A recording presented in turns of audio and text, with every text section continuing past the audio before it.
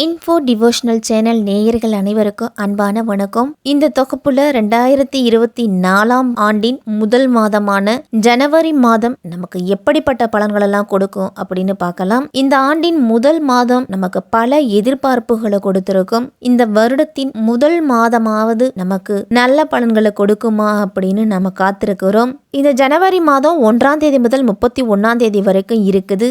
ஜனவரி மாதம் திங்கள் கிழமை பிறக்குது, அதுவும் பஞ்சமி திதியில. தமிழ் மாதத்துக்கு அப்படின்னு எடுத்துக்கிட்டோம்னா மார்கழி மாதம் 16ஆம் தேதி முதல் தை மாதம் 17ஆம் தேதி வரைக்கும் இருக்குது இந்த ஜனவரி மாதம். இந்த ஜனவரி மாதத்துல கிரகங்களோட நிலைகள்லாம் எப்படி இருக்கு அப்படின்னு பார்க்கலாம். சூரியன் 15 நாட்கள் தனுசு ராசியிலையும் அதன் பிறகு மகர ராசியிலையும் பயணத்தை தொடங்குறாரு. செவ்வாய் தனுசு ராசியில இருக்கிறாரு. புதன் விருச்சிகத்திலையும் அதன் பிறகு தனுசுலையும் பயணத்தை தொடங்குறாரு. சுக்கிரன் விருச்சிகத்திலையும் அதே மாதிரி தனுசு ராசியிலையும் அவரோட சஞ்சாரத்தை தொடங்குறாரு. சனி கும்பராசியிலையும் குரு மேஷ ராசியிலையும் இருக்கிறாரு. ராகு மீன ராசியிலையும் கேது கன்னி ராசியிலையும் இருக்குது. இந்த ஜனவரி மாதத்துல கிரகங்களோட சஞ்சாரம் எல்லாமே இப்படித்தான் இருக்குது. மேஷம் தொடங்கி மீனம் வரைக்கும் இருக்கக்கூடிய அனைத்து ராசிக்காரர்களுக்கும் இந்த ஜனவரி மாதத்துல எப்படிப்பட்ட பலன்கள்லாம் கிடைக்க போகுது அப்படின்னு விரிவாவே பார்க்கலாம். வழிபாட்டின் மூலம் அனைத்து வளர்ச்சிகளையும் அடையக்கூடியவர்கள் தான் இந்த சிம்ம ராசிக்காரர்கள். 2024 ஆங்கில வருடத்தின் முதல் மாதமான ஜனவரி மாதம் சிம்மராசிக்காரர்களுக்கு எப்படி இருக்கும், என்னென்ன பலன்கள்லாம் கிடைக்கும் அப்படின்னு பார்க்கலாம்.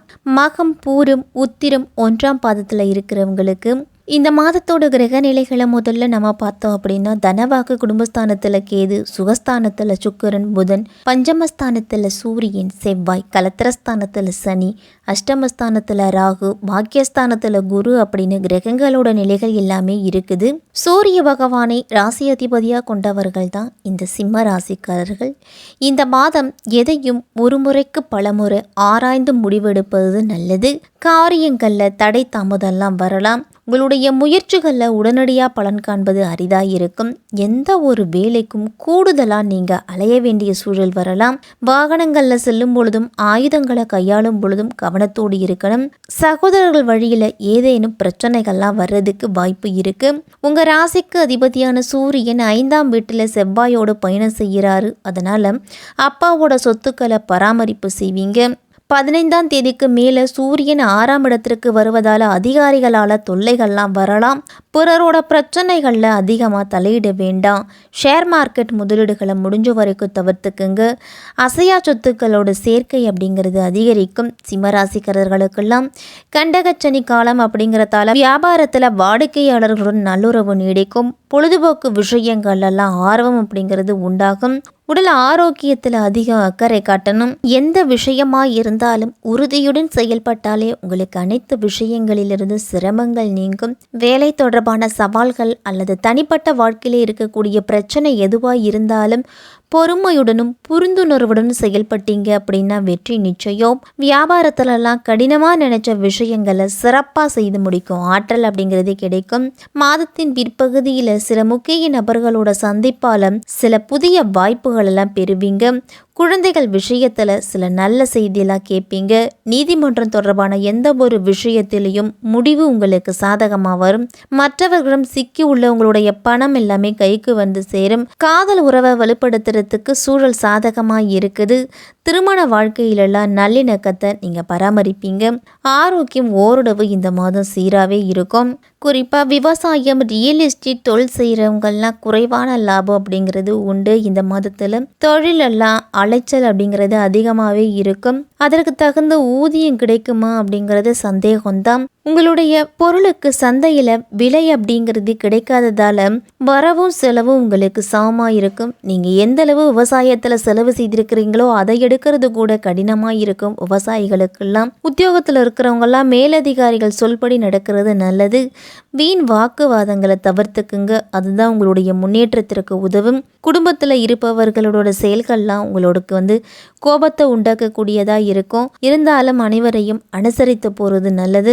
பேசி தீர்க்க வேண்டிய விஷயத்தை ஊதி பெருசாக்க வேண்டாம். கணவன் மனைவிக்கிடையே அனுசரித்து செல்வதன் மூலம்தான் குடும்பத்தில் ஒற்றுமை அப்படிங்கிறது பிறக்கும். பெண்கள்லாம் எந்த ஒரு வேலைக்காகவும் கூடுதலாக அலைய வேண்டிய சூழல் வரும். பயணம் செய்யும் பொழுது கவனம் அப்படிங்கிறது தேவை. கலைத்துறையினருக்கெல்லாம் விடாமுயற்சியுடன் காரியங்களை செய்து வெற்றி பெறுவீங்க. பண வரவு உங்களுக்கு ஓரளவு திருப்தி தரும். இதுவரைக்கும் இருந்துட்டு வந்த தடைகள் எல்லாமே விலகும். எதிலும் முழு முயற்சியுடன் ஈடுபடுவீங்க. எல்லாவற்றிலும் உங்களுக்கு சாதகமான பலன் கிடைக்கிறதுக்கு உங்களுடைய வெற்றிக்கான ரகசியங்களை வெளியில சொல்ல வேண்டாம். உங்களுடைய குடும்ப ரகசியங்களையோ அல்லது நீங்க திட்டமிடல் பற்றியோ வெளியில சொல்வதை தவிர்த்துக்கணும். அரசியல்வாதிகளுக்கெல்லாம் புத்தி தெளிவு அப்படிங்கிறது ஏற்படும். மனதுல தன்னம்பிக்கையும் தைரியமும் அதிகரிக்கும்.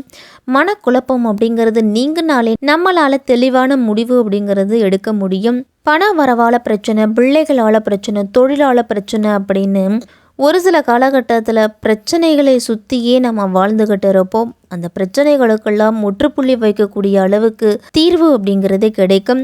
அரசு மூலம் கிடைக்க வேண்டிய பணிகளில் இருந்துட்டு வந்த தொய்வெல்லாம் நீங்கும். மாணவர்களுக்கெல்லாம் எதிர்கால கல்வி பற்றிய சிந்தனை அதிகரிக்கும். கூடுதல் நேரம் ஒதுக்கி படிப்பதன் மூலம்தான் மதிப்பெண்கள் அதிகம் எடுக்க முடியும். இது மாதிரி உங்களுடைய வெற்றிக்கு பெருந்துணையா பெற்றோர்களும் ஆசிரியர்களும் இருப்பாங்க. உங்களுடைய கவனம் படிப்பின் மீது மட்டும் இருந்துச்சு அப்படின்னா நல்ல மதிப்பெண்கள் எடுக்க முடியும்.